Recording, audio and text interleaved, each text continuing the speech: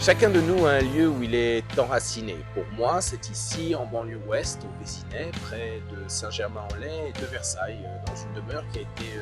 achetée par mes arrière-grands-parents en 1898.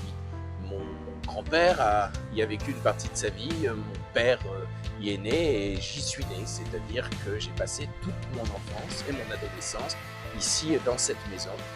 Une adolescence rythmée par le cadre particulier du Vésinet, qui est une ville aussi des parcs et jardins, et je dis aussi parce que c'est bien évidemment ici que j'ai tiré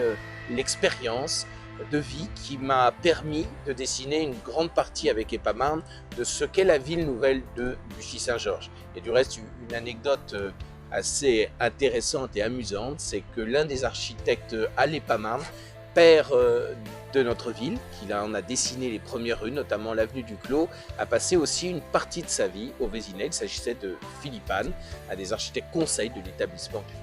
Et donc il y a eu une convergence vers cette notion de ville des parcs et jardins, cette tentative de reproduire à Bussy ce qui était une très belle initiative en 1900, ici au Vésinet, d'avoir une ville qui soit scandée par différents bassins, jardins, une ville totalement ouverte sur la nature, une ville résidentielle qui donne envie de marier la ville à la campagne.